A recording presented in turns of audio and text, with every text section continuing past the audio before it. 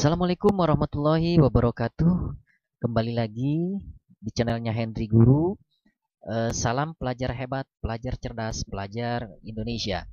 Nah, para pelajar dimanapun Anda berada, dalam kesempatan video kali ini, Henry Guru akan memberikan materi pelajaran bab 2 tentang pengaruh interaksi sosial terhadap perkembangan kehidupan sosial. Tentunya materi ini untuk adik-adik yang sedang duduk di kelas 8 ya atau di tingkat SMP.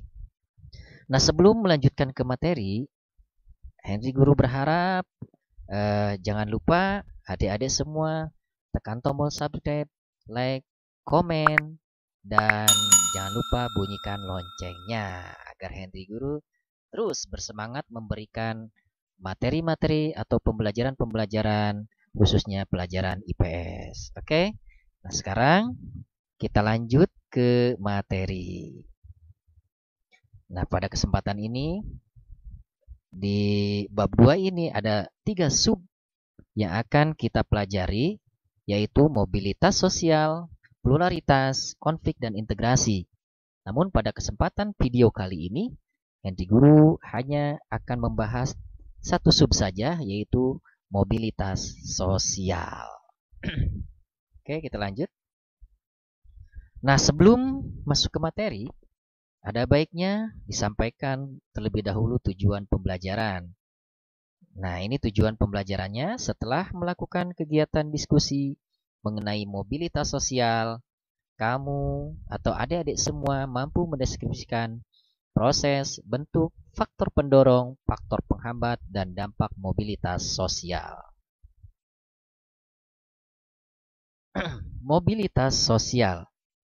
Nah, apa itu mobilitas sosial? Apakah ada yang tahu adik-adik semuanya?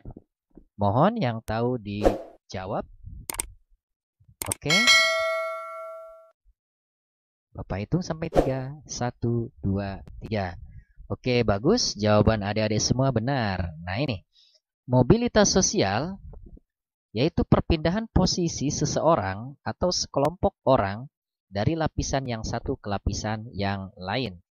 Nah, seseorang yang mengalami perubahan kedudukan status sosial dari suatu lapisan ke lapisan lain, baik menjadi lebih tinggi maupun menjadi lebih rendah dari sebelumnya, atau hanya berpindah peran tanpa mengalami perubahan kedudukan, itu disebut mobilitas sosial.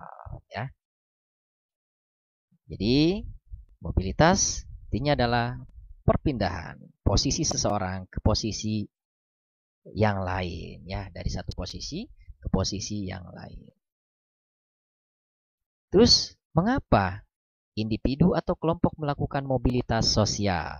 Yo, monggo dijawab adik-adik semuanya. Oke ya. Silakan jawab pertanyaan ini. Kita lanjut. Nah, mengapa kita perlu mempelajari mobilitas sosial? Untuk apa? Nah, supaya kita dapat memahami tujuan individu atau kelompok melakukan perpindahan kedudukan dan dampaknya terhadap lingkungan sekitar. Mobilitas sosial itu dibagi menjadi 3. Ya, cuman nanti di vertikal ini ada 2, kemudian di horizontal ada 1, jadi 3. Ya, yang pertama mobilitas vertikal, yang nantinya akan dibagi menjadi 2. Yang kedua mobilitas horizontal. Nah, di sini secara garis besar mobilitas sosial itu ada 2. Ya, oke, next.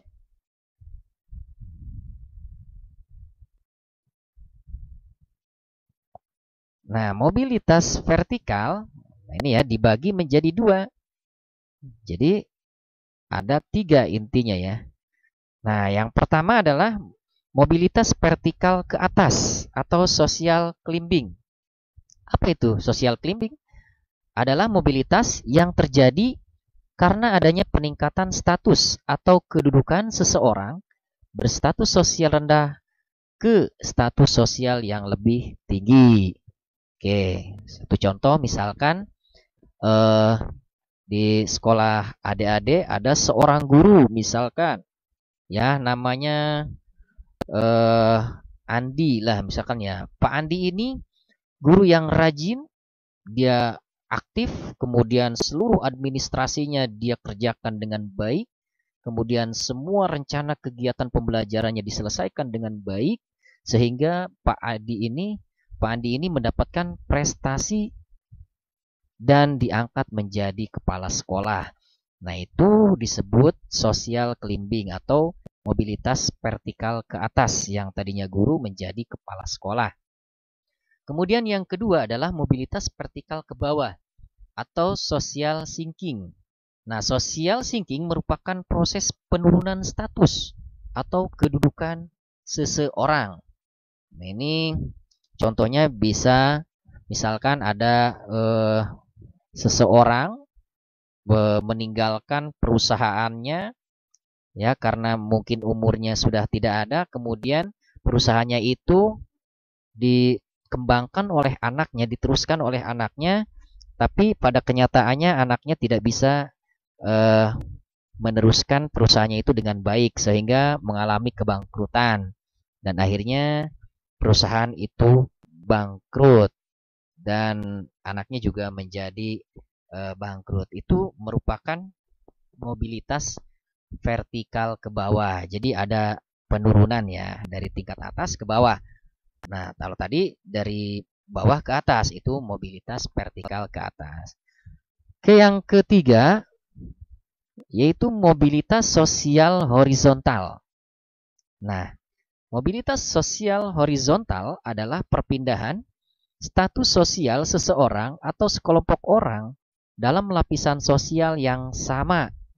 Nah, ini jadi tidak ada penurunan dan tidak ada peningkatan. Artinya kedudukannya sama, tidak ada perubahan. Ini contohnya Pak Jainuri, misalkan seorang kepala sekolah yang di sekolah yang A misalkan, kemudian dipindah tugaskan ke sekolah yang lain, di sekolah yang B misalkan. Namun di sekolah yang B tetap menjadi atau sebagai kepala sekolah. Jadi di sekolah A dia kepala sekolah, kemudian dipindahkan ke sekolah B juga sebagai kepala sekolah. Nah, ini disebut mobilitas sosial horizontal. Jadi kedudukannya tetap sama, tidak ada perubahan. Tetapi posisi tempatnya berbeda. Oke, lanjut.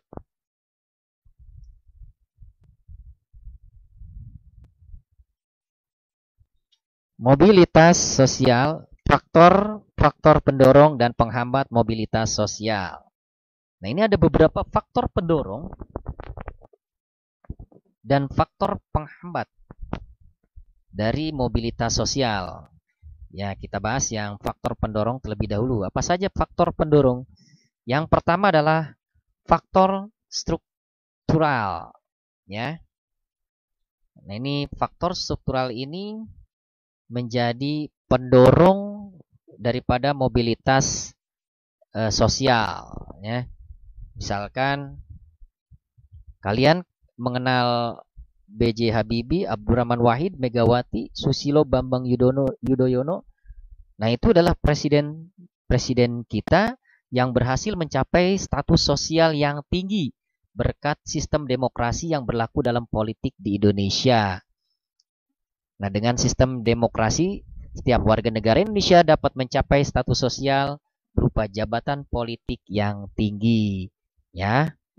Nah, di sini jadi beliau bisa meningkat karena memang dalam struktural organisasinya berada pada posisi puncak. Oke, yang kedua, faktor individu. Nah, ini faktor individu pun menjadi faktor pendorong untuk mobilitas sosial seseorang, baik itu ke atas maupun ke bawah. Jika memang individunya baik, berambisi, punya komitmen yang tinggi, punya dedikasi yang tinggi, tentunya akan mengalami mobilitas ke atas, vertikal ke atas. Tapi jika sebaliknya, tidak ada kemauan, pemalas, dan sebagainya, nah ini jangan harap mengalami mobilitas vertikal ke atas. Bisa jadi vertikal ke bawah atau horizontal saja. Yang ketiga, faktor sosial.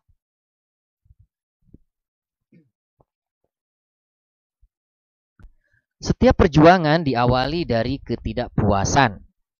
Nah, ketidakpuasan akan status sosial mendorong manusia untuk terus berjuang segigih-gigihnya. Jadi, manusia ketika tidak puas, tentunya mereka akan terus berjuang dan berjuang untuk mencapai status sosial yang lebih tinggi di wilayahnya tentunya ya. Oke, yang berikutnya adalah faktor ekonomi. Nah, di sini keadaan ekonomi dapat menjadi pendorong terjadinya mobilitas sosial. Keadaan ekonomi yang baik memudahkan individu dan kelompok melakukan mobilitas sosial. Jadi faktor ekonomi ini merupakan faktor pendorong dari mobilitas sosial. Kemudian faktor politik. Nah, ini juga merupakan faktor pendorong mobilitas sosial. Dan yang terakhir adalah kemudahan dalam mengakses pendidikan.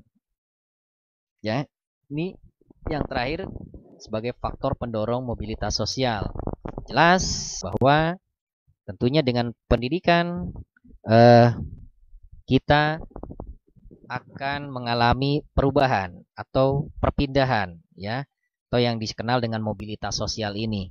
Ya, semakin tinggi pendidikan atau ilmu yang dimiliki oleh seseorang, tentunya akan memiliki sosial akan semakin tinggi ya, nilai sosial akan semakin tinggi atau disebut mobilitas sosial vertikal ke atas. Yang kedua adalah faktor penghambat. Apa saja faktor penghambat dari mobilitas sosial? Yang pertama adalah kemiskinan. Faktor ekonomi dapat membatasi mobilitas sosial seseorang. Bagi masyarakat miskin, mencapai status sosial tertentu merupakan hal sangat sulit. Salah satu penyebab kemiskinan adalah pendidikan yang rendah. Nah, jadi salah satu penyebab kemiskinan rata-rata ini ya, yaitu pendidikannya yang rendah. Jadi kemiskinan ini merupakan faktor penghambat bagi seseorang atau kelompok untuk menaikkan status sosialnya. Yang kedua yaitu diskriminasi. Ini berarti pembedaan perlakuan karena alasan perbedaan suku, ras, agama, golongan pada masa penjajahan. Tentunya terjadi diskriminasi. Ya, ini zaman dulu. Diskriminasi pemerintah Hindia Belanda terhadap masyarakat keturunan Eropa dan masyarakat Indonesia dalam memperoleh pendidikan. Masyarakat Indonesia disediakan sekolah yang kualitasnya berbeda dengan sekolah-sekolah untuk orang-orang Eropa. Hal ini tentu mempersulit mobilitas sosial rakyat Indonesia. Ini, jadi diskriminasi ini oleh pemerintah tentunya akan menjadi faktor penghambat dari mobilitas sosial seseorang atau kelompok. Berikutnya, saluran-saluran mobilitas sosial.